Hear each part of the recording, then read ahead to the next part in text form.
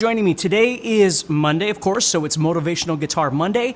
I wanted to pre-record this because actually when you're watching this, I'm actually going to be doing a radio interview at that same time.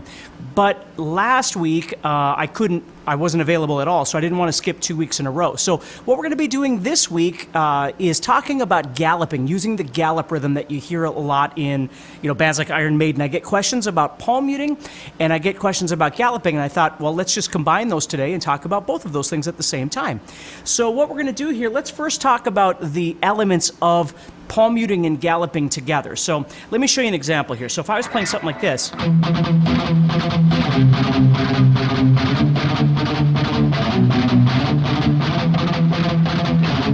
right, whatever it might be.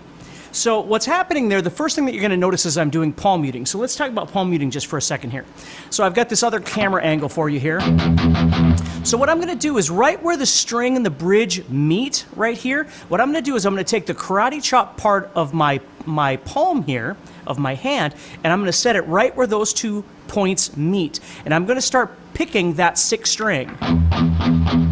Now what I want you to explore a little bit if you're new to palm muting is all the different sounds that you can get. Okay, now the first thing is that when I'm doing this, when I'm touching that, I'm not pressing into it or anything like that. I'm literally just laying the flesh of my hand against that point where those 2 are meeting, the bridge saddle here and the string.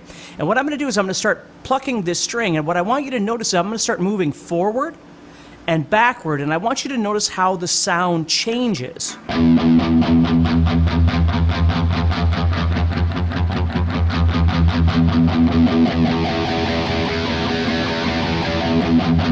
So if I move too far back, I'm not going to get a palm mute at all.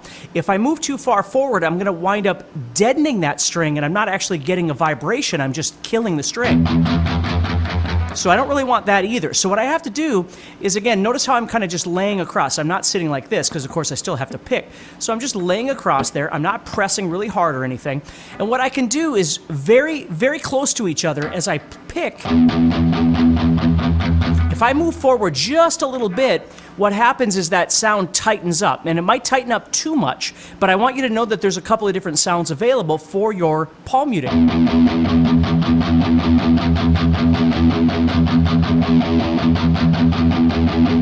Depending on what kind of palm mute you might be going for.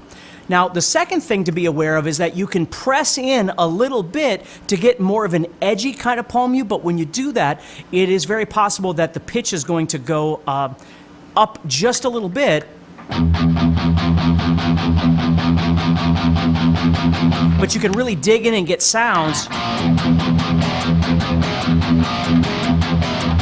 But you just have to be aware that obviously you're putting it out of tune just a little bit by doing that. So if you want it to be a little more punchy like that, one thing that you can do is maybe just move forward just a little bit more.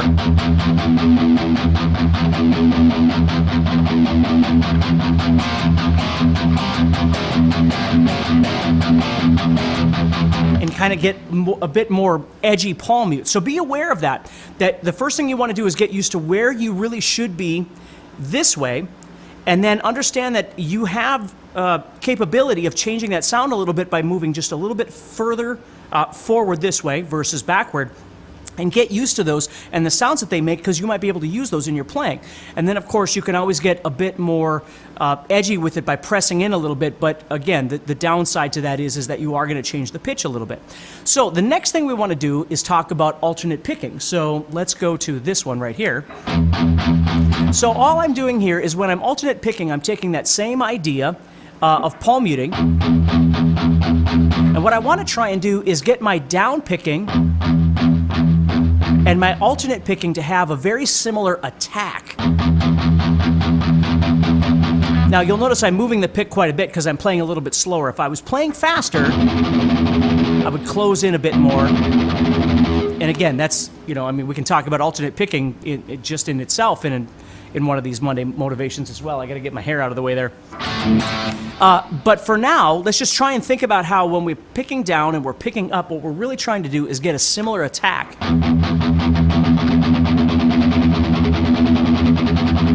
On both sides of that, okay? Now, the trick to the gallop part of this is that what you're going to do is think of it as groups of 4. So you're going... if you want to accent the first one or something like that, that's entirely up to you. But just think about it as dun, dun, dun, dun, down, up, down, up, down, up, down, up. That's what you're doing. Let me go back here.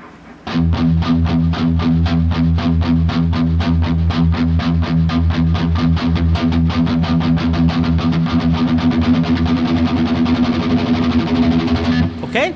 So what I'm going to do now is I'm going to take that, and when I play this, I'm going to play down, up, up. But in order to get the gallop, what I'm going to do is I'm going to skip the first up strum. So what's happening here is my pick, my hand, everything, I'm playing down, up, down, up. That doesn't change, okay? But what I'm going to do is when I do that first up, I'm going to skip hitting the string. So let me go to this one. So when I'm doing this, instead of doing, what I'm going to do is go, and notice how the up is still there. I'm just not hitting the string. And it's very important that you do that because, at least in my opinion, in order to really create an effective gallop, what you want is down, down, up, down, down, up, down, down, up, down, down, up, down, down, up, down, down, up. And with your pick, you want the same thing to happen every time. Because look at this. If I was to do this,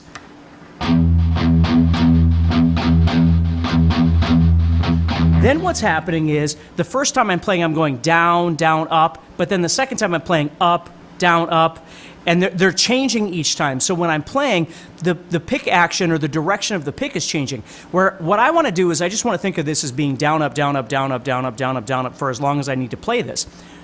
And that's all I'm thinking. The only difference is I'm just missing that first up strum. So as I play, see, that up is still there. I'm still making the motion. I'm just not hitting the string.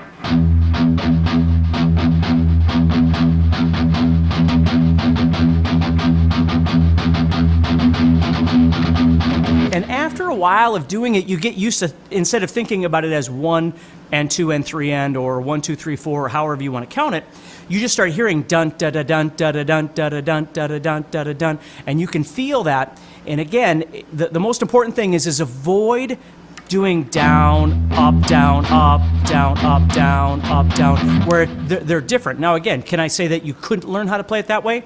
I can't say that. I mean, there's probably somebody out there that does it that way that does it absolutely amazing.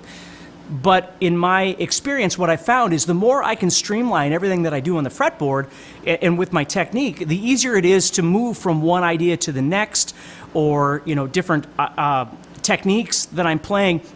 My pick just moves. I'm just alternate picking as I play whatever it is that I'm doing. If I can get comfortable with making the pick just consistently do the same thing, that works for me. If you have something else, that's perfectly fine. Okay? So as I'm doing this,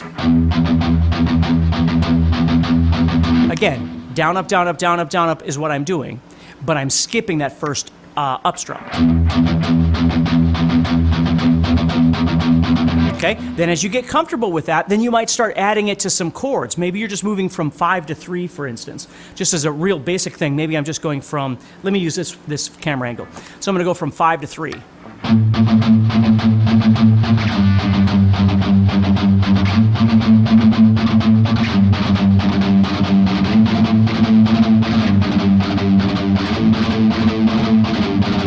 Now, as I'm doing this, of course, I could be hitting just one string, even though I'm making the power chord, or I could hit more than one string. It just depends on how you want it to sound. Again, don't make fast your goal, make good your goal, make comfortable your goal. And as you get better at this and it feels more comfortable to you, obviously you're going to be able to speed it up.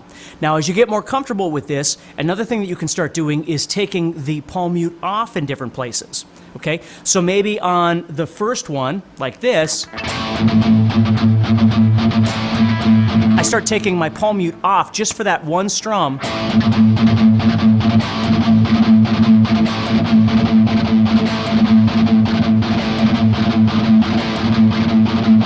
See?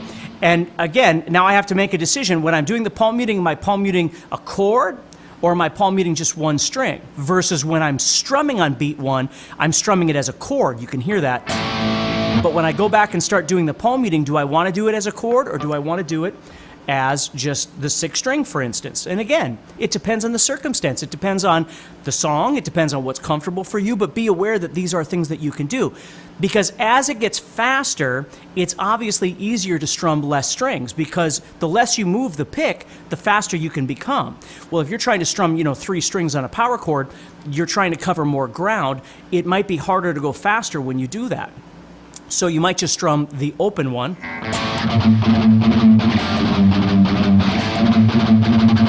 You see? So as you're doing that, remember, when you're doing this gallop idea, again, when we get into mathematics, it doesn't always have to be missing the first up. So you're playing down, down, up, down, down, up. That's the most common thing we would call a gallop. But think about it. You could be playing down, up, or excuse me. So we're going to play down, and miss the last up. And ultimately, it's going to kind of sound like a gallop, but the downbeat is in a different place, because you're going down, up, down, down, up, down, down, up, down, versus down, down, up, down, down, up, down, down, up. So different songs will put that accent in different places, and ultimately what we're doing is we're still just missing an up strum, but we're just missing it in a different spot. So hopefully that helps you a little bit to understand that. So again, I'm sorry I couldn't actually go live today. I'll be hopefully back on track next week or the week after. I have a number of shows coming up, so there's a few different things that I've got going on. But I will try and go live on Monday if I can, and if I can't, next Monday, of course, I'll certainly try and make you a video so you've got something new to practice. So take care, stay positive, and of course, keep practicing.